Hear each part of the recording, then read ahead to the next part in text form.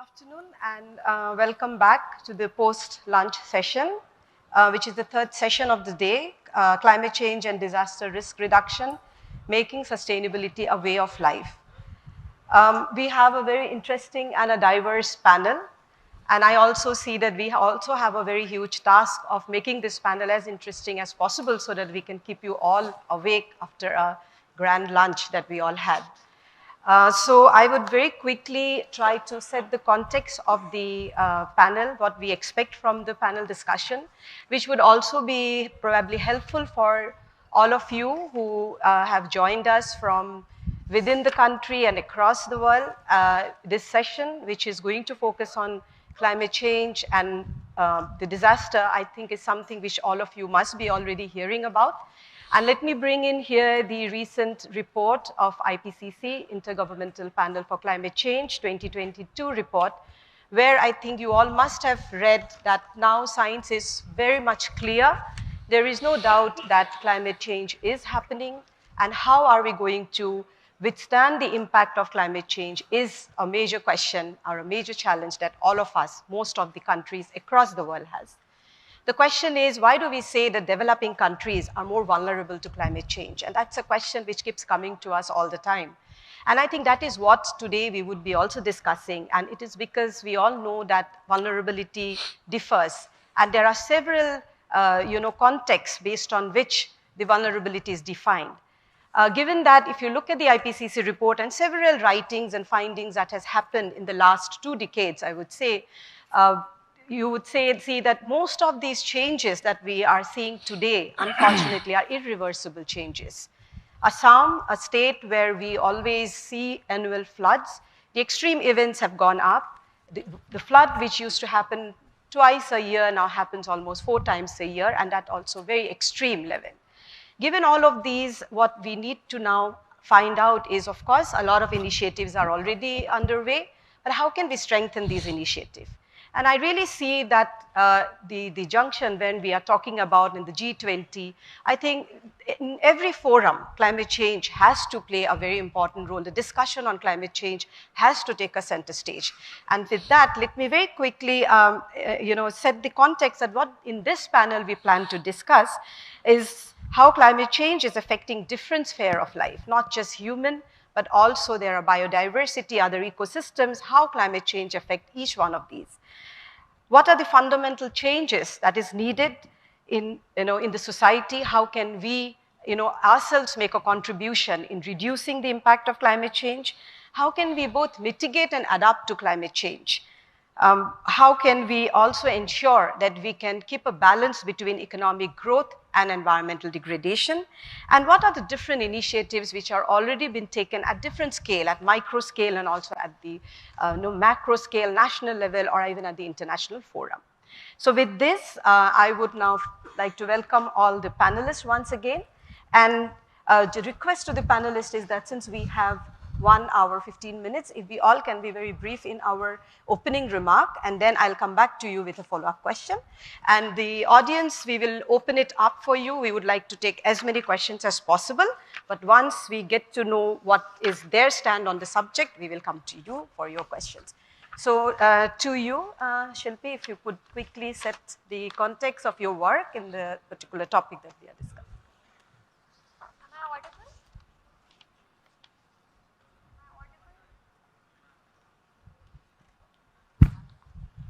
You can speak now, I think.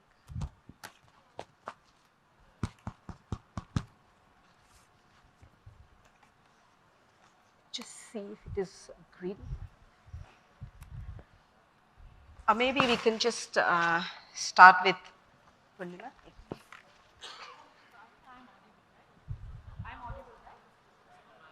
Not really. No, you have to. Can you just pull it up a bit, your No, your microphone.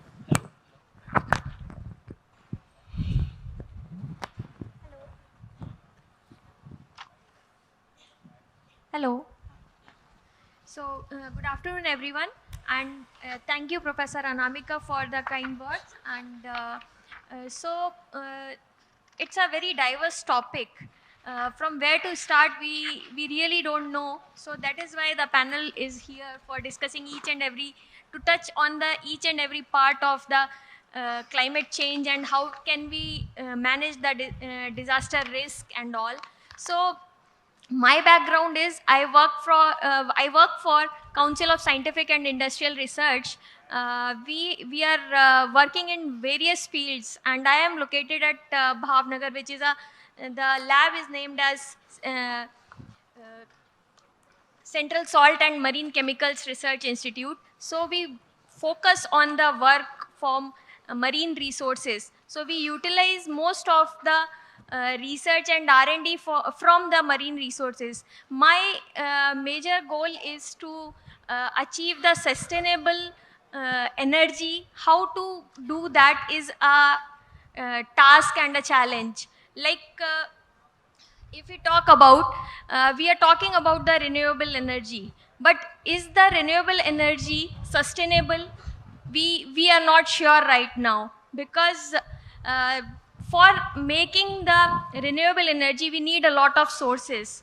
Like if we say, for example, that we are talking a lot about the green hydrogen, but how are we developing the green hydrogen? The costs associated with are how they are conquering for the costs. Like we need to analyze it in a very deep meaning, that we have a system to produce green hydrogen, that is by means of maybe water electrolysis, and that water is being produced by the hydrogen is being produced by splitting water, and the water itself is being produced after a lot of processes. We need clean water to produce the green hydrogen. So that requires itself a lot of energy to move forward. So that is a challenge where we are giving in a way that we are using natural seawater for green hydrogen production. Then another way is we all know that it is a topic of a debate whether nuclear energy can be used as a resource or the renewable theme, because it is associated with a lot of hazards. But it can be made sustainable because we have a lot of resources, not in the sense exactly. What I mean is that we have nuclear power which can be a renewable energy to meet the 1.6 degrees Celsius target of the Paris Agreement. So it is an ideal source of carbon neutral energy, and we need to have we need to make it sustainable. So how can we make it sustainable? Because we know that there is a report from International Atomic Energy Agency saying that there would be an increase of almost 45% utilization and demand in the nuclear energy. And if we talk about that, we need to know how much of the primary source of to produce nuclear energy is required, that is uranium, which is going to maybe last for next 100 years by the means of mining. So if we, there are another things associated with that also, like if we mine uranium from the minerals, it is going to cause a lot of hazards, which are always associated as a contrary remark. So that is one thing. So we focus on the oceans, which have almost 1,000 times more uranium dissolved into it. So if we can recover, and all over the world scientists are working on to the problem of recovering uranium from seawater, and it is a task of a research and development, not a kind of a technology solution right away. It would be a futuristic solution, and we have to work on this problem alongside, so that we can achieve something sustainable in the field. Right. Thank you. Thank you. Thank you so much. Very important points made. I'll come back to you. Can I ask? You have, okay. No.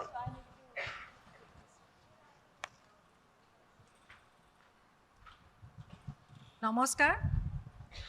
I'm audible, right? Yeah. Namaskar and hello everyone.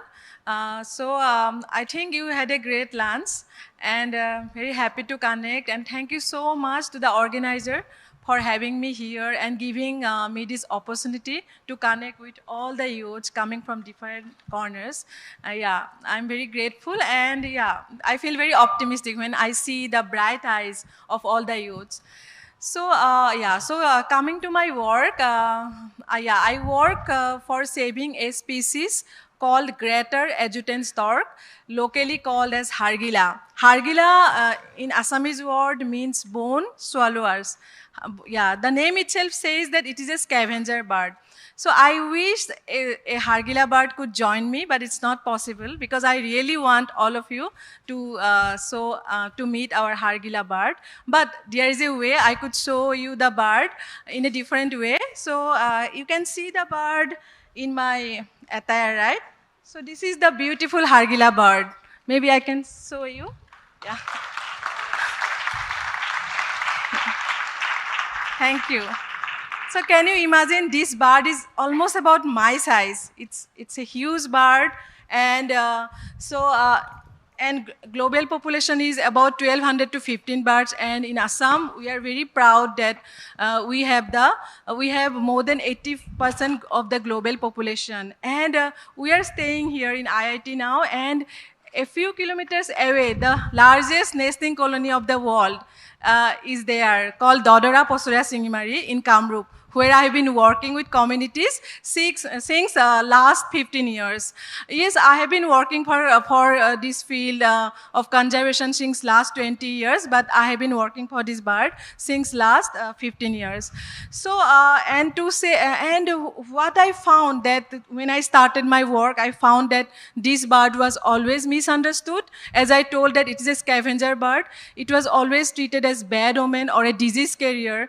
And what the solution I found, that to work with communities, to collaborate with communities, and to change the mindset. And this way, this journey started, and it's a unstoppable journey. And we have been working with now more than 10,000 rural women as Hargila Army. Hargila Army. So I think someone introduced you about Hargila Army. So these are the voice of rural women to us saving this bird. And and now many people keep asking me how it is like you are working for saving a species. So what about the other species? And how it is related to climate change? So my answer would be, when we are saving this species, it's like an umbrella.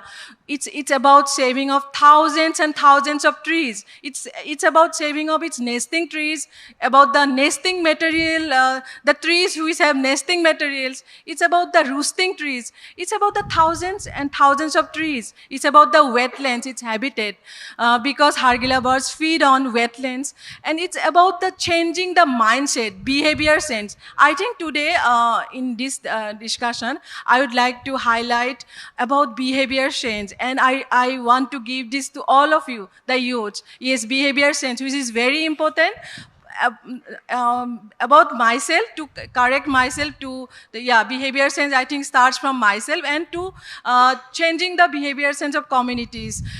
So I think this is about our work, and I always keep telling that that this is all about how our passion become passion.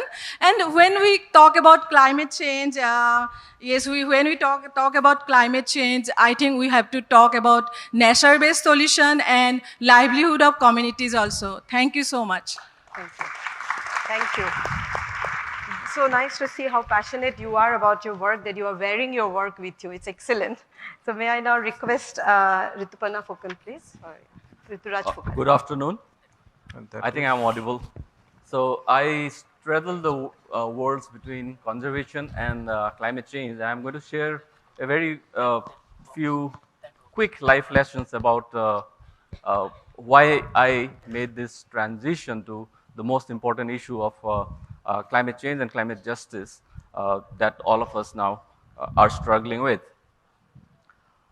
Around 10 years back, I was on this expedition, and I was called out on deck of my expedition ship on a very cold morning, and we watched the remains of the Larsen B ice shelf. So these huge tabular icebergs were floating around in a place called the Antarctic Sound, and that moment kind of clicked with me because back in 2002, when the ice shelf had started disintegrating, not many people actually believed that climate change was happening.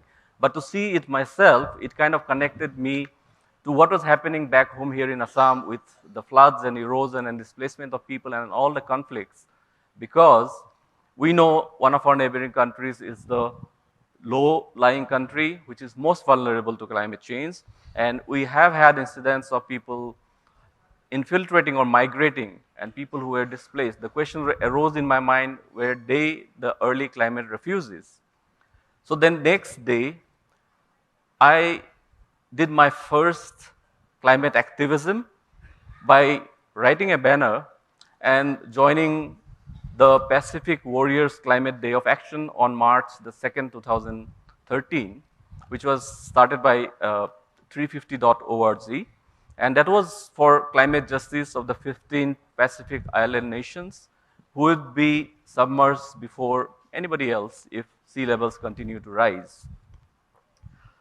So that was how I started, and then I got myself trained as a climate reality leader under Nobel laureate Al Gore, who won the Nobel Prize for an inconvenient truth, which inspired like lots of climate activists around the world.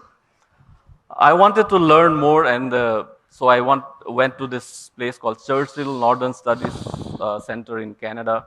I know if there's somebody from Canada, that's a magical place there. And we did a lot of studies looking at permafrost melting. These are things that I was reading about, but there I could actually participate in experiments. We did a mesocosm, which looked at how nutrient changes in the wetlands are going to affect the survival chances of the 2 species of frogs and 3 species of skittlefish that actually are able to make it through the 8-month long freezing of the wetlands. The ITEX, which is international tundra experiments, which actually looks at vegetation change at the edge. So we know that vegetation change is a big thing here as well. But that was like, a long time back. So I could really understand all these ecosystem connections that we are now making about how climate change is affecting food habits, cultures, livelihoods, and all of this. So, and then Churchill also has the headquarters of the Hudson Bay Company, the precursor to the East India Company. So Hudson Bay Company is kind of, for me, it stands as the symbol of the colonization of nature. It also is the start of colonization of North America by Europeans. But there is also a very interesting thing. Churchill has the only jail for bears in the world. There is a polar bear holding facility. So if the polar bears keep wandering into town, they catch it and put it in the jail. That kind of it was the most significant symbolism of how humans have dominated nature. Imagine a 12.5-foot, 13-foot polar bear been put into jail for just doing what it does naturally, looking for food. So, and then I walked around India in some of the most water-stressed districts, as well as among communities who are affected by human wildlife conflicts. I continue to do so, but right now my focus is on food security and climate justice for indigenous people. I'm the founder of Indigenous Peoples Climate Justice Forum. I believe, and the science has said that the solutions to both the biodiversity crisis and the climate crisis are in the hands of indigenous people and local communities who actually own, manage, and look after about 70% of the remaining natural places on Earth. And therefore, all the solutions that we are talking about, including nature-based solutions, must be community-led. We'll come to all of that later, but it's wonderful to join you here. Thank you. Thank you very much. May I now ask Dr. Akshay Kumar? Yeah, thank you, madam. And I thank the G20 organizing committee and the Y20 platform for providing me such a great opportunity to talk to the bright young budding researchers, the global citizens who are the future, who are our future, and who have to take care of certain aspects related to climate while treading carefully in the current situation where there is climate changes. So now coming to what I do at IIT Guwahati, I am a associate professor at chemistry, and I practice something what all our young students love to hate, that is inorganic chemistry. And in inorganic chemistry I do organometallic catalysis, and in catalysis we transform anything that is waste into value added chemicals, specialty chemicals, and so on. Now before I come to the importance of what we do at IIT Guwahati, I want to tell you a few things. See, all of you have flown from different parts of the globe to attend this very nice gathering here, but then you should realize that you have spent so much of fuel, you have left a huge carbon footprint, you have generated so much of carbon dioxide, right? Now generation of carbon dioxide is fine, but then how will you take care? See, that means we should not travel. That is not the case. We should travel, but at the same time we should be taking care of the waste that we are generating, that is carbon dioxide here, right? So now we are approaching the peak of fossil fuel usage.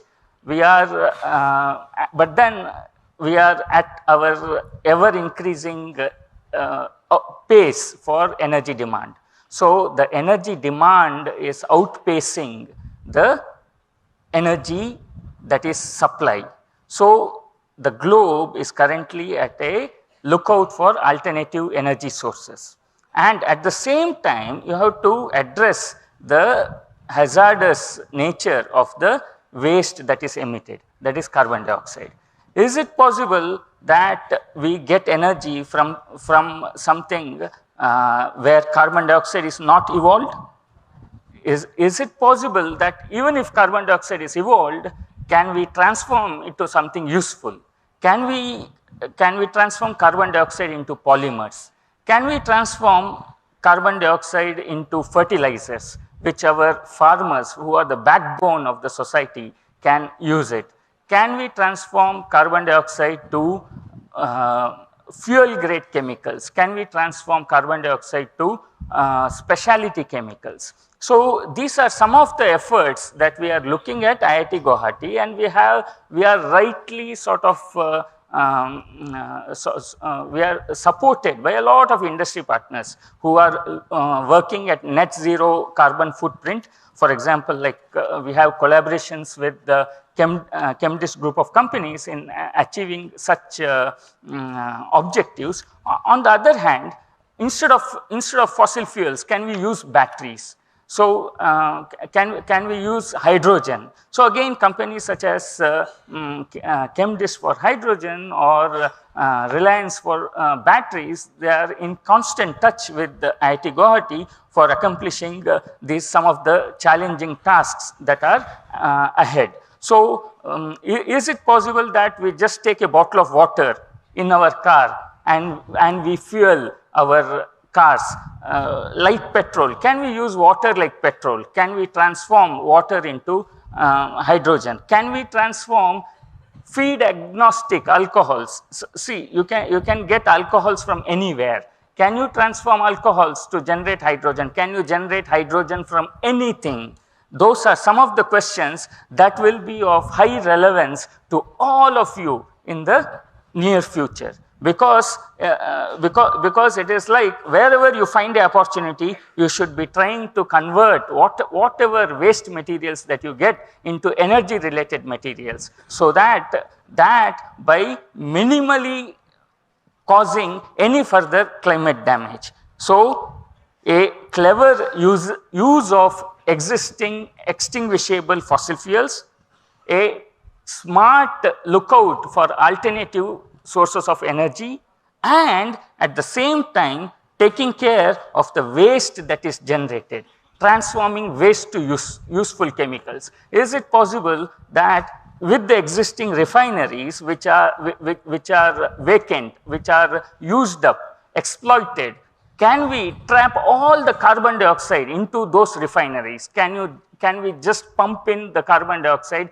and store the carbon dioxide there so that we can use it in a controlled fashion? Is it possible that we can use carbon dioxide and water together to do photosynthesis? Can we generate glucose from there? That is what plants are generating, right? So those are some of the challenges that are in front of you, in front of the youth generation now to address. So with this, Thank you. Thank you very much. You have already given them a lot of areas where they can actually work on. May I now ask Dr. Prateek to please quickly give his opening remark? Good afternoon, all. Am I audible? Alpha to Delta, Alpha to Delta. Is everyone about? Can I speak? Yeah. Okay. So thanks a lot, for inviting me here and sharing my thoughts with the bright youngsters like you at this prestigious Youth20 Inception meeting. We are here to talk about climate change and sustainability. I believe the enthusiasm is sustained enough for my turn as me being the last one after the delicious lunch we've had. So let me start on a serious note. While I was introduced, she spoke about my venture, my initiative called the Green Billions Limited. It's a for-profit company. I floated this company in the year while Paris Accord on climate change was signed, and I could realize that yes, climate change is going to be a real threat to this planet, to the humanity, to the mankind. And since then, we've been working on finding out various disruptive solutions disruptive sustainable solutions to contain this damage due to climate change and putting up a strong climate resilience from our side. I appreciate and express my gratitude to Honorable Prime Minister of our country who gave a clarion call in Glasgow. He floated a global campaign called Lifestyle for Environment. While he actually floated this, I believe the motto of this campaign was to pin down the accountability at an individual level. I wish to, and I take this liberty to utilize this platform to promote and propagate my philosophy of personal social responsibility. While we talk about climate change and disaster risk reduction, it is very unfortunate that we have to actually keep discussing on these lines on a day-to-day basis now, because we have borrowed this planet from our coming generations. If not now, then never. So while this campaign was floated, the motto, the underwritten code was to be answerable on an individual level. Enough of holding the corporates, the institutional responsibilities, but time has come to contribute to give our inclusive, to have an inclusive and collective approach towards containing this climate change issues. While Professor Sahab just spoke about waste management or the fundamental of circular economy, we've recently taken an attempt. It is India's first attempt on waste gasification to production of hydrogen from municipal solid waste. We have signed a public-private participation concession with Pune Municipal Corporation to treat 350 tons of mixed waste for next 30 years, and we'll be producing 10 tons of hydrogen every day. Idea is to again establish that the city's waste can be converted into a superlative alternate fuel like hydrogen and be blended back to the city gas distribution, or for that matter help firing the industries of the same same city. Initiatives like such, me being an entrepreneur, me being a serial entrepreneur, while I could put my neck, while I can raise debts and take such an attempt, I would expect everyone to come together to contribute, do their bit, and that's the only way. If there's a thought process, if there's an origination of a thought process, be Mahatma Gandhi said, be the change you wish to see in the world.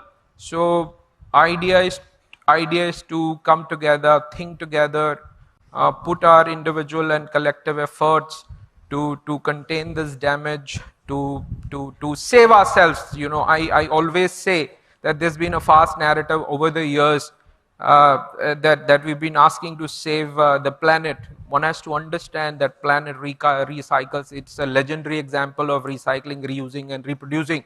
Planet was here, is here, will be here. It is us who are in danger. We need to save ourselves. We need to be vigilant. We need to be alarmed and come together to save our generations. We cannot be selfish enough to say that it's been half of our age is gone, or maybe 1/4 of our age is gone, and we'll sustain and contain our lives like this for the rest.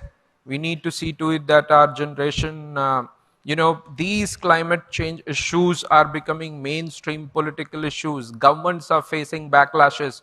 Delhi air pollution, Odisha cyclones, Northeast cyclones, Uttarakhand cloud bursts. So every government needs to answer on these lines. We are the voters. We need to come together. We need to raise questions. We need to do our bit and stop. And we need to anticipate that there's going to be huge disaster.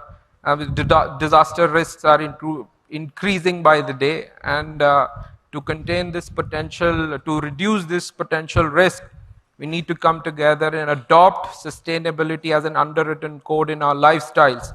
We need to contribute, we need to do our bit, and see to it that each one pick one. While I say each one pick one, we need to pick one cause to reduce the carbon footprint. We need to do our bit. I think I'll stop here. Thank you. Thank you, Dr. Prateek. It is a little difficult to moderate because difficult to make eye contact, and so you cannot say that your time is up. But anyway, what we can do now is, I was thinking of asking a follow-up question, but since we do not have so much time, if time permits, I will come back to you. But I think it's a good idea to first open up the floor. And if you have any questions, now as you all heard, and you all know their areas of work, if you have a question, yeah, we have one there. Couple of questions, so you can make it for all, or you can tell us whom you would like to address this question to. Yeah, please. Hello everyone, myself Lipika, research scholar IITG. My question is to all panelists that the land erosion or landsliding in riverside or due to flood is very common in the place like Assam, and around 4.3 lakhs hectares of land already eroded due to flood since 1950. So can we have any sustainable solution for this problem, as population is still growing and land is reducing every year? So that's okay. Thank you. If I'll take 2 or 3 questions and then I will probably come back to you. Yeah. Hello, I'm Jyoti. My question is to Burman ma'am. First of all, thank you for everything you have done to safeguard this species. And secondly, my question is, if given a second chance, ma'am, which species will you take to do the same conservation steps, and why will you choose that specific species? Thank you. Okay. Thank you so much. Can you please introduce yourself? Dr. Burman, I will, yeah, you can introduce yourself, but I will just take one more question. And yeah. Ma'am, I'm Jyoti Roy from B. Bora College. Thank you, ma'am. Yeah, there's one question here. Can you just...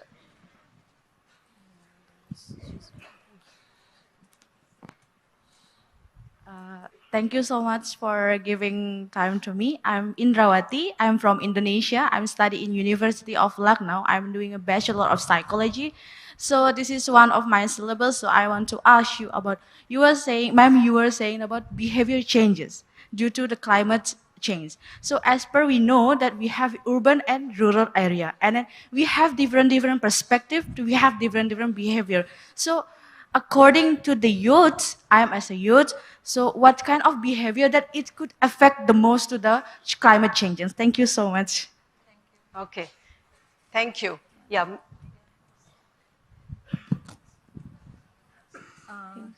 Thank you so much for the questions coming to me directly from both of you. So yeah, first of all, yeah, so saving Hargila is such a journey. It will stop, I think, till my last breath. So, and yeah, so, yeah, but thank you so much for the question. Yeah, now actually,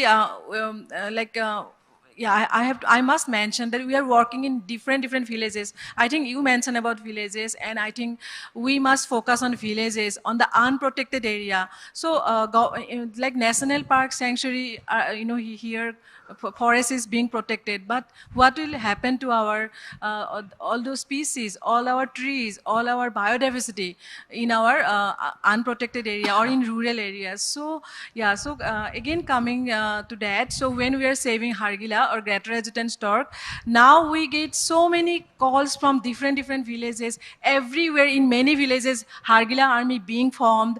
People are, even many youths are forming groups to work with us. So it's like, it's spreading like anything. It's not under my control also. I'm very grateful to all of them. But at the same time, when we are working for greater adjutant stork, so some species are also similar, like lesser adjutant stork. So lesser adjutant stork is called Bortocola, like yeah. So then we have been able to save a few colonies also in Assam. The trees were about to being cut down, and so people believed that it is Hargila, and then they called us, and then we were there, and this way actually a few colonies we could save. So I want to spread this behavior sense community conservation model to many other species, but through you. So please think, I request all of you, what will be your first step towards conservation, towards climate change? So I want to work with many youths, many future leaders, and now we are replicating our conservation model with lesser adjutant stork. And as I have mentioned that yes, we want you to come forward and to work for many species and about the habitat landscape. Thank you so much. Okay, thank you. And I think I address her question also a little bit, but I can elaborate more later. Thank you. Ma'am, I would like to ask a question. Would anybody like to take the question on the... Yes. The flood and erosion? Yes, please. Okay, I can quickly attempt to answer that. I just refer quickly to the Hindu Kush Himalaya assessment of 2019, which predicts about 95% loss of glaciers in the region, in the eastern Himalayan region, if warming continues at the current rates. And if you were to even be successful in limiting warming to the 1.5 degree as envisaged in the Paris Agreement, we'll still be losing about 2/3 of the glaciers by the turn of the century.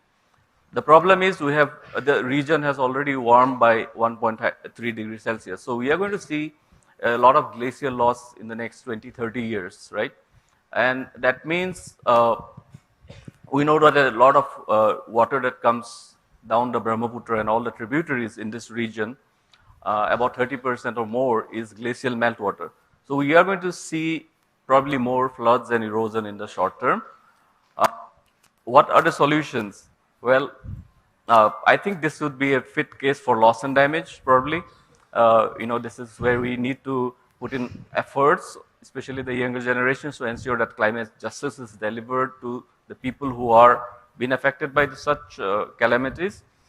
Then we also have this global facility for quick response that was agreed upon in Sharm el-Sheikh. I don't know how much of money is there in that, but there was another thing which the UN Secretary General insisted upon, was to ensure that we have a early warning system in place for all the vulnerable communities around the world. So to ensure that people who are living in the front lines here, suffering from erosion and floods, at least have advanced warning and the resources to be able to, move away or rebuild their lives. Okay. All right. I have a question. Thank you. I'm Dr. Monica, this side. So, my question is like yesterday we witnessed, various tribal communities of Assam, and what we could get is that they are living in so much harmony with nature. Every hut that they made, like they had their own way of living, and it was very sustainable. There was no plastics used there, and the cooking methods and even the almiras and everything was very like bamboo and all those objects used. And also everyone had their own style of making clothes, which was of course again natural. So what are we doing to learn from the past so that we stay in harmony with the nature? Maybe I was thinking if my kids will learn this in school, or maybe they see or witness it more often throughout the country, they learn more to how to live sustainably with nature. Okay. So, So could that be a solution? Yeah. Thank you. Is anybody else? Yeah, please, Akshay. Yeah. Yeah, so I think that's a very relevant question. I think somehow all of us missed that point of plastic, the hazards of plastic. See, I think it may not be possible to use the same, the household items based on bamboo or wood or whatever it is. But then, though we use plastic, we can make it biodegradable. We can make it biodegradable instead of using waxes that sort of do not allow water to seep in. We could use edible waxes, and in fact, I think the plastics can be made biodegradable, or the existing plastics can be transformed into specialty chemicals which can be further used to make plastic. So there are two aspects to address it. Either make a biodegradable plastic which would easily degrade into the soil in a certain period of time, or else the plastics based on fossil fuels, basically the benzene, toluene, xylene mixtures which are based on fossil fuels, you try to break them apart back into the starting materials, so you can use them on a renewable basis. So this research is going on in IIT Guwahati also. If you just look into the stalls, there are mature technologies wherein people are, I think the group of Professor Vimal Katiyar is working on biodegradable plastics. There are other groups which are working on converting polyvinyl plastics or polythenes into liquid fuels or liquid specialty chemicals. So the efforts are ongoing in this direction. Okay, thank you. Can we just take two additional questions first and then they will come back? Yeah. Namaste to everyone. I'm Arnav Roy from IIT Guwahati, and I'm working on hydrogen storage. My question is both on a technical background and in a conservation background. So right now I'm working in a technical background, but when I was in school days, so I was very high for conservation and nature, but I lost touch with it. So even when I joined PhD, I see PhD like after doing the research, there are very limited options. So how will you address the youth to take conservation or research as a initiative to be self-sufficient in the future? Like if you are going into conservation, Sorry, how can I'm interrupting because there are so many hands to be taken care of.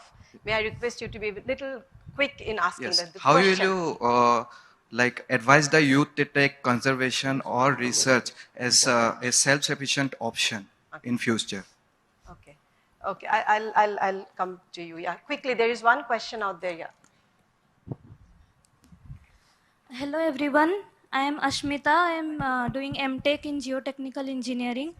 So my question is for Rituraj sir and Pratik sir, as they mentioned about food security and carbon footprint. So since climate change is a global concern, and since a large part of atmospheric carbon dioxide is fixed in the soil by microorganisms, so do you feel that global policy changes related to protection and rejuvenation of the soil is pivotal towards bringing down the climate degradation? Thank you. Thank you. Hello, ma'am. Yeah, we'll open it. We'll open it again. I missed on the name of the young, yes, if you could. Arnab. Arnab, I really appreciate that you could pop Pratik, this question. I have just one request. Little quick question so that answer so that I can take 2 more questions from the crowd. Okay, so I'll just then, cut my answer down to a fact that you can speak to me. We can discuss it some other time. The Green Billions is willing to back any disruptive solution, any research. In fact, my current venture itself is driven by a 25-year-old kid who's passed out from IIT Powai, and he's done his master's from material sciences. He's worked with Bhabha Atomic Research Center for developing this reactor, which we are adopting. So, youth, today's youth, I call them vision-driven youth. If they want to be self-sustained, if they want to be self-contained, enterprises like us are very much welcoming. There is so much of sustainable finance, green finance, which is being, which is being almost up at the anvil. You can get in touch, and we can take things from there. Thank you. Thank you. There is one more question on carbon footprint and food security. Anybody would like to respond? Your question on the topsoil, right? And carbon footprint and food security. Of course, the entire world is now focused on regenerative agricultural practices as well as natural agriculture that we have been practicing, especially in the indigenous and local communities around the world. That's how food should be produced. So there is this entire movement to go back to the way we used to produce food before industrialized farming took over. That also means eating seasonally. That is what everybody can do actually. Hello, I am Kaustubh Narayan from NIT Mizoram. Dr. Shilpi talked about the nuclear fusion stuff, and the thing is, it's been kind of alarming to me since recently we got the news of a nuclear fusion breakthrough, and that happened in an American institute. So are we expecting this like a nuclear fusion warfare or something? Because the prospect of nuclear energy is very, I think hopeful is the word I'm looking for, but it's also very dangerous. So how is it going to impact the climate and all? And are we also going to play a role in as a country? If you don't mind just taking from what he has mentioned, actually this was a question to both you and Dr. Akshay, is that, can you explain it to the audience that both of you mentioned several times the question how? How do you resolve that how? What are the gaps that you see in resolving that? How can we make use of all this potential that we have? See, what we feel is that every solution has a positive as well as a negative aspect. If we are traveling on road by a vehicle was meant to travel for transportation, but you may get into accident. Okay, so I know the scale of the nuclear fusion or the accidents or the risks associated with are a lot, but we need to provide some solutions which are sustainable, where we see the positive sides of it. We are in the first session, we have all heard about the positive sides without declaring the war, the peaceful sides of the how to make the peace impact and all. So it is about how we perceive the notion. It is not about taking the negative part ahead. So, Dr. Akshay, you want to add on? Yeah, so this is in response to Anamika madam's question, how do we do it? See, for example, you have at home kids, they watch their mother cook, right? Mother cooks, she takes things in a particular ratio, mixes, and then she makes a particular dish. The cook, the child, he just superficially replicates that. He tries to mix things and make something. But then, I'm just correlating, because Mother Nature already has the solution for this. For example, I'll take one example, carbon dioxide to glucose. Mother Nature already does that. She mixes carbon dioxide and oxygen and transforms into glucose. What as chemists we need to do is to understand the intricacies of that and try to replicate, and that research is going on. There are glimpses of results wherein people have transformed carbon dioxide to glucose, but that has to be done on a higher scale, and that's very much possible if we sort of understand how nature does it and try to replicate it. And this cannot be done in isolation. This has to be done with collaboration because, for example, I know maybe one part of it. We need support of industries. We need support of other expert areas, biologists, chemists, together in collaboration with industries, with appropriate funding, they can achieve such transformations which are very useful for the overall well-being of the mankind. Yeah, thank you. I am Mohana Priya. My be, question is to all. Different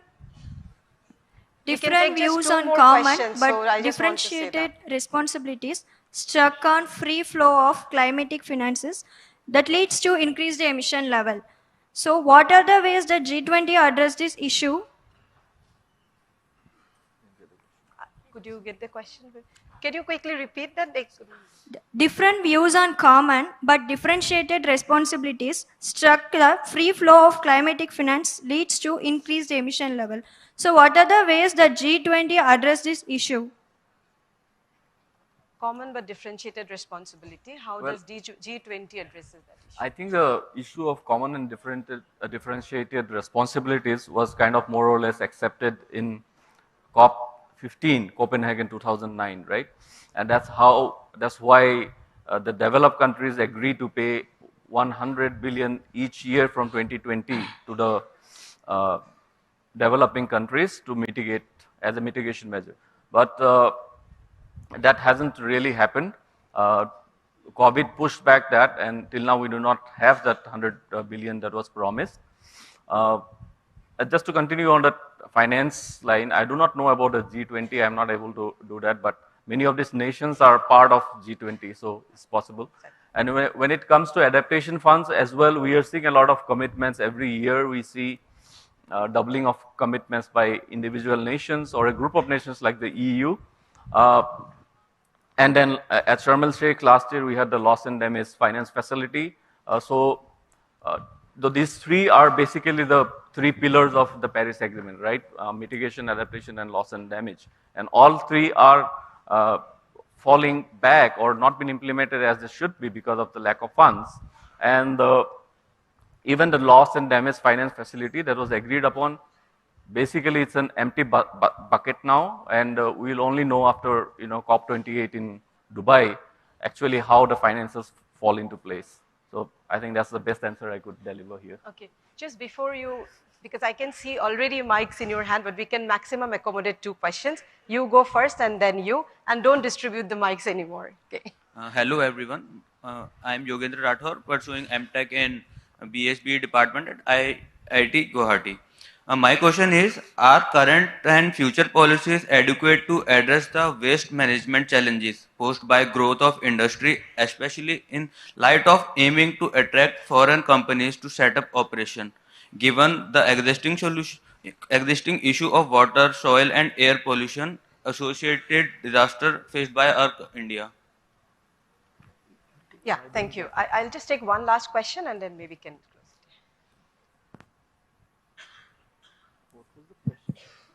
Good afternoon, everyone. My name is Surbhi Vyas. You can put it a bit closer. Yeah. So my question is more relative to socio-economic perspective, as all of you are working on different aspects of climate change. So after we are listening, climate is changing from last few decades, but still the loss and damage is happening. Still the people are they are going to migrate.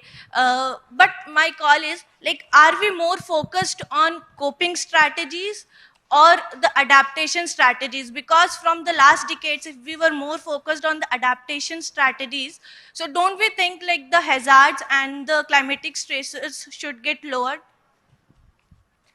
Okay. Yeah.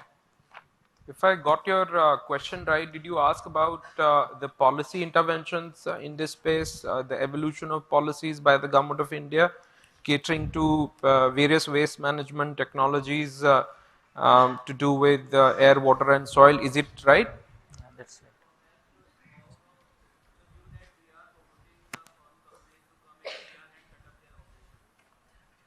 Not really.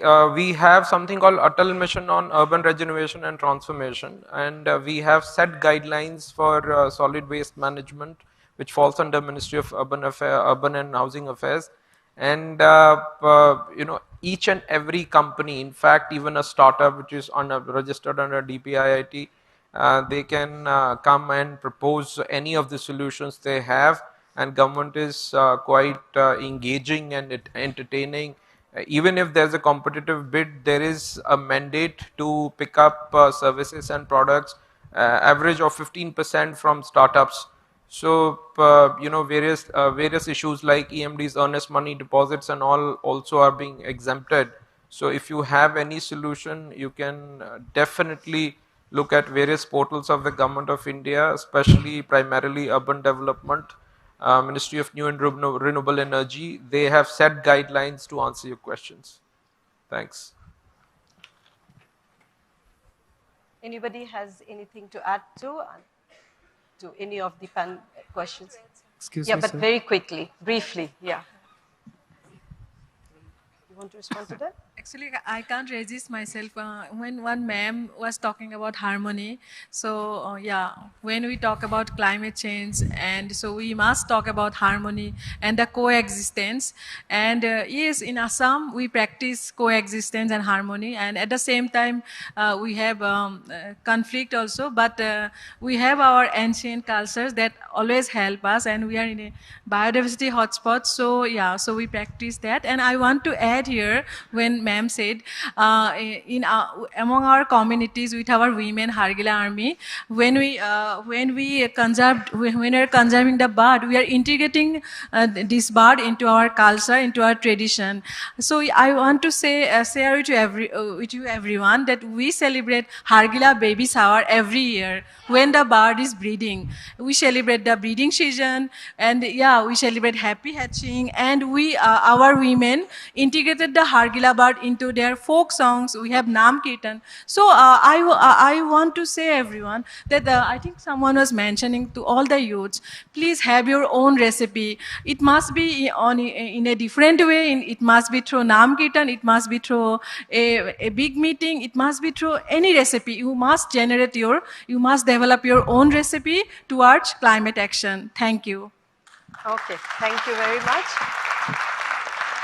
Yeah, very quickly. Yeah. There was a question about you know, how long climate change has been, you know, happening and what is not.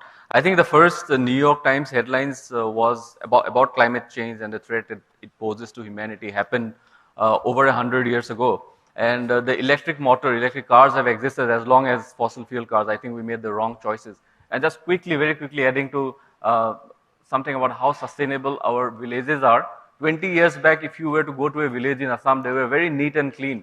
There was a local bakery that used to be driven by a man on a bicycle, you know, with a cart, and they used to deliver fresh homemade biscuits and cakes to every household. And there was no plastic litter. But now all of that has disappeared because everybody watches on TV that only this brand of bread or this brand of biscuit is good for you or should be eaten or is, you know, cool to do so. And now all our villages, picnic spots are full of mountains of plastic waste, single-use plastic waste. So we made the wrong choices. Thank you. Thank you so much. So this brings to the end of the panel discussion. It was a very, very diverse discussion that we had. So it is very difficult to, you know, summarize everything that was discussed. But in a very, you know, simple way, what I could actually see, the message coming out from this panel is that it is the responsibility of each and everyone to, you know, understand what is climate change, how we can actually ensure that climate change can be mitigated. And I always say that what you demand is what is produced. So which means what we consume, what we grow, all matters. So given that, I think it is the responsibility of the youth, all of you who are sitting here, to, make conscious decisions of what you are wearing, what you are eating, where you are going, and keep your carbon footprints as low as possible. So with that note, a round of applause for all the panelists, and thank you very much. Thank you. Thank you. Thank you, distinguished panelists, for such an insightful panel discussion. Now I would like to request the officiating director of IIT Guwahati to felicitate our distinguished panelists with a token of gratitude.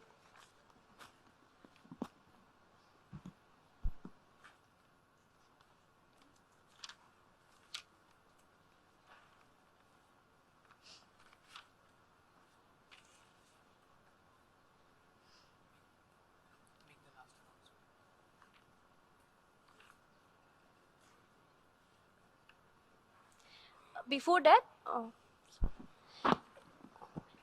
that, I'd like to inform that we'll be taking a short break after the felicitation. So I'd like to request everyone to visit the exhibition stalls placed just in front of the auditorium. After that, we'll be served tea at 4 in the hangars, and it will be followed by our next session, which will start at 4:15 sharp. So the audience is requested to be back by 4:15. So I'd like to request our officiating director to kindly felicitate our panelists.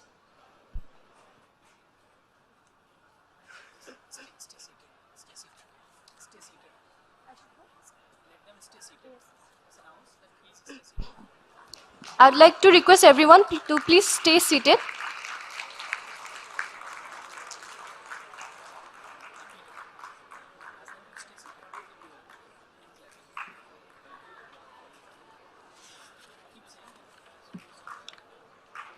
I would like to request everyone to please be seated.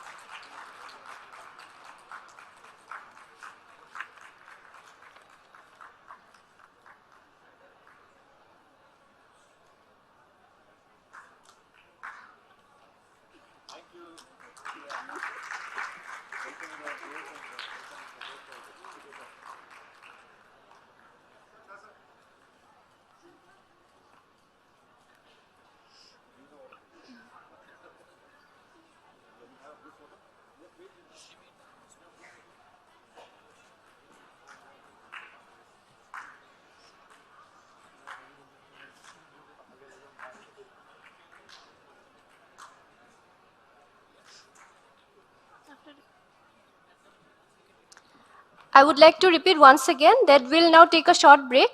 So I request everyone to visit the exhibition stalls just outside this auditorium. And after that, we'll be served tea at 4 in the respective hangars. And it will be followed by our next session, which will start at 4:15 sharp. So the audience is requested to be back here by 4:15.